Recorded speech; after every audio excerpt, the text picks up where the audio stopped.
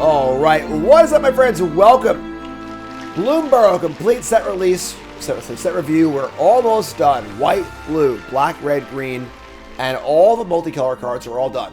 Check them out on YouTube. Like, comment, subscribe, all right? And support the content of my job, obviously. Appreciate that.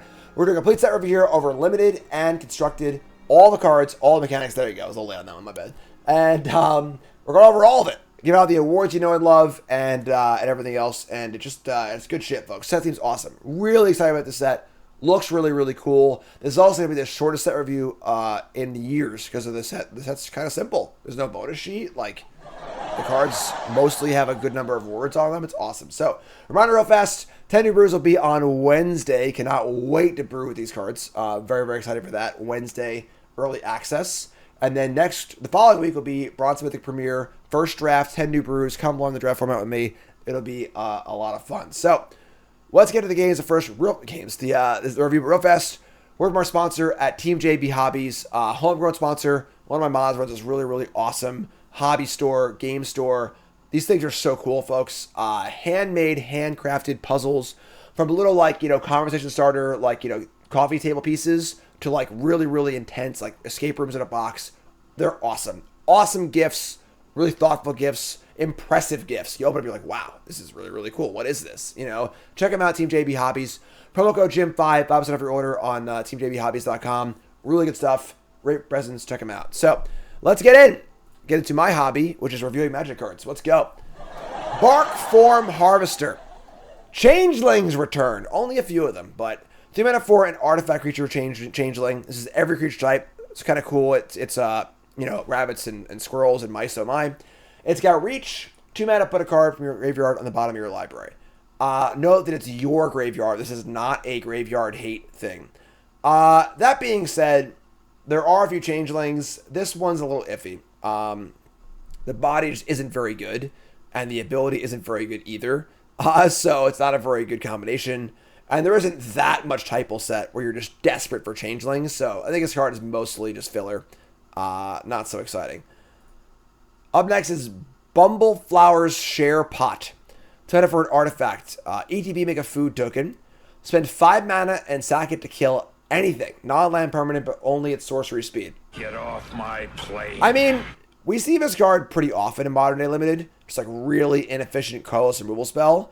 This one's not bad, though. 7 mana to kill something is not great, but making a food's pretty cool. You break it all up.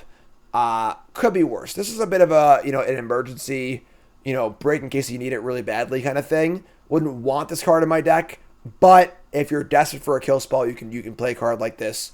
Probably a little better in sealed also. And then, of course, if you're playing the squirrel stuff with the foraging or whatever, the food's pretty good there too. So cool. It's a cool design. It's like just towing the line, but it is playable. Fountain Port Bell. Blow it up, folks. Bombin Common. This card is awesome. 1 mana artifact. ETB. Search your library for a basic land card. Reveal it. Shuffle. Put it on top. So the big thing here is that typically these sort of put a land on top effects aren't very good, as they cost 2 or 3. At 1 mana, it's not free, but it's about as close to free as you can get because you very rarely have a 1-drop in limited. And this will always fix your mana and find you what you want. And then the ability to cycle this and just draw a card for 1 later is also super cheap and basically free to fit into your curve at some point. So that's great. So if you are playing 2 colors, you probably don't want this card. But if you want to splash, this is the #1 card in your Christmas list. Phenomenal splash or multicolor enabler. And then also puts a card in the graveyard for your forge stuff as well too. So I think this card's awesome. Love it. Love it as a fixer. Not every deck wants it, but the ones that do will really, really want it. And that's your Bombin Common for Colorless. Constructed, probably not. Heirloom Epic. Aww. 1 mana artifact. 4 mana tap, draw a card. For each mana in this ability's activation cost, you may invoke a creature. Only as a sorcery. It's a cool card, but the problem with this card is that, you don't want to tap your creatures to draw. Usually you want to tap to attack, So This is a card that's basically only for token decks. They're going really, really wide with 1/1s, and you can find a way to turn that those bodies into something that's useful. But it is a little clunky. I don't know. Maybe this card's really, really good. I'm just wrong. The fact that it also activates as a sorcery is rough too, because you can't block and then draw. So we'll see. I think this card is a little bit worse. It's going to play a little worse than it looks.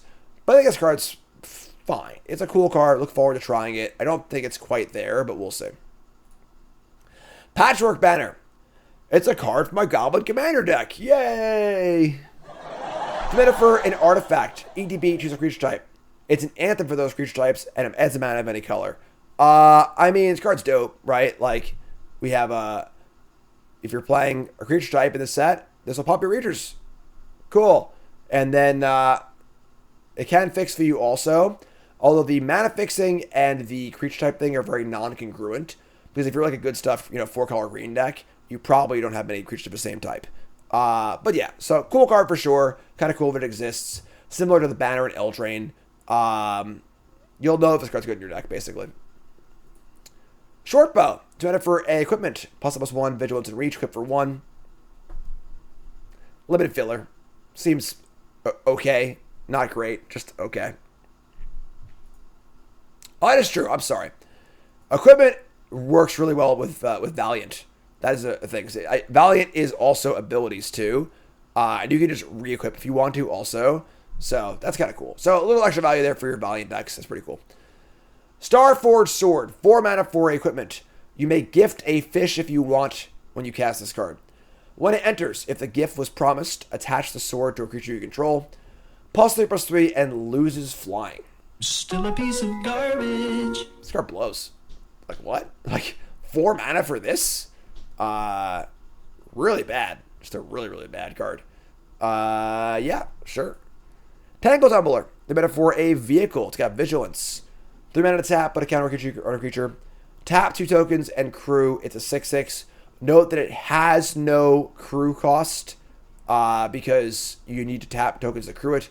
That being said, if you're flush on tokens, it's pretty big. Not too bad. Not a bad way to utilize your tokens, but I think overall underwhelming. 3 Tree Mascot. Now this is the shapeshifter you want. 2 mana for a 2/1. Changeling.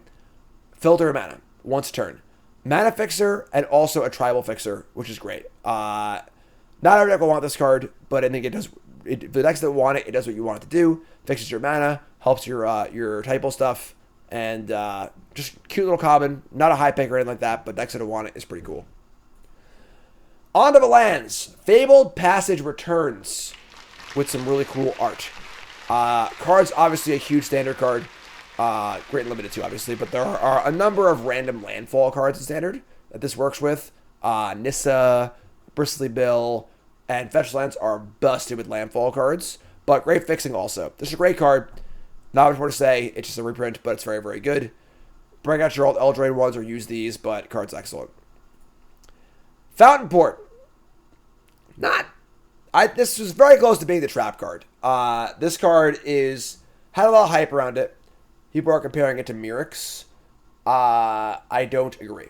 2 reasons. 1, Mirrex taps for a color every turn you play it. That is huge. That is absolutely huge. There is a major diminishing returns on your colorless lands. This competes with Demolition Field and Mirrex and everything else. And then paying a life for your tokens also really adds up too, which is a big deal. So kind of cool mana sink. You can sack a token and draw a card. You can make a token. If you're already a token deck, you can use this to just draw cards. But do you want to sacrifice your tokens? Do you want a colorless land? Maybe. Most token mass decks are critical mass decks, so sacrifice tokens is not very good anyway. I don't know. I'm not a fan. Maybe I'm wrong. Obviously great and limited, but overall I think for constructing this card is a fringe player at best. Hidden Grotto. This card has been limited for the last 10 sets. Good multicolor mana fixture, good surveiller. Yeah, not a desert anymore, but doesn't matter. Lupin Flower Village. So there are 5 of these lands that are uncommon. They are a tap for a color, but only for creatures or for colorless, and they all are a mana sink. This one is 2 mana sack. Look top 6 cards of your library. Reveal a bat, mouse, bird or rabbit. Put it in your hand, rest go on the bottom. Pretty cool. You know, it's just if you're playing a creature heavy deck and you want a mana sink, cool. And the fact that you can tap it for colorless is pretty cool as well, so pretty good. The blue one is same idea, but it's Surveil 2 if you control a bird, frog, otter, or rat. That one's a lot worse, I think. You don't have to sacrifice it, but like, I don't know. Seems a little more iffy. The black one is sacrifice to return a bat, lizard, rat, or squirrel, which is pretty good. Yeah, it's cool. Red one is lizard, mouse, otter, or raccoon gets haste, and then which is pretty good also. And the green one adds a counter to each frog, rabbit, raccoon, or squirrel that ETB this turn. Probably the clunkiest and worst one. Very important to note that these are not for any deck. This creature spell requirement is very, very damning, and that you don't want this tap for colorless that much. So, yeah. Be aware of that. If your next creature heavy, these cards are pretty cool. Cool little mana sinks. 3 Tree City. I don't know if this is actually a sleeper, but I want to make it known that this is a decade from now. This is the card the set will be remembered for. This card is insane. This is a Nykthos for creature types. ETB untapped, choose a creature type, taps for colorless. Tap to tap this, choose a color, and then get that color of mana for all of your creatures of that type. Hold up, real fast, made a mistake. Passage, best in... Not sleeper. No, not sleeper. Best in show. Good.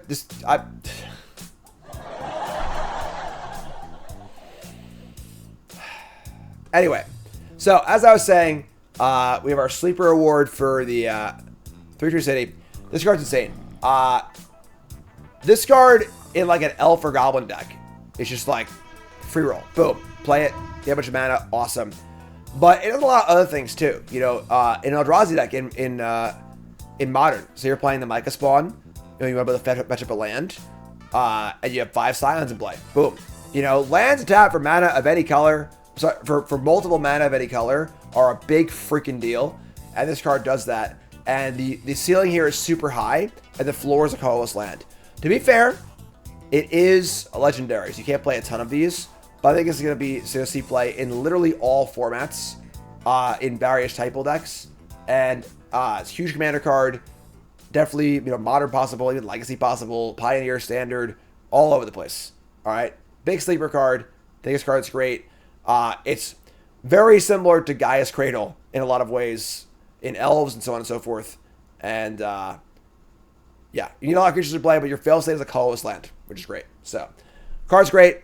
3 Tree City, sleeper card for the set. And you have Uncharted Haven. This card's also been in every set before.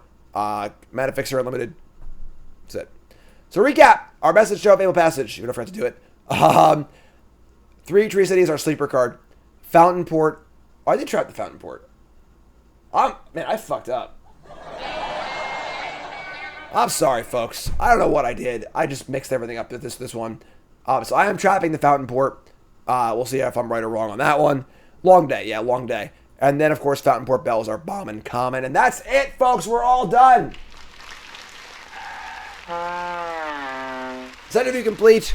Pretty sure it's the shortest set review I've done in a long time, which is awesome. Thanks to Wizards Host for removing a lot of the words from the cards. I appreciate that.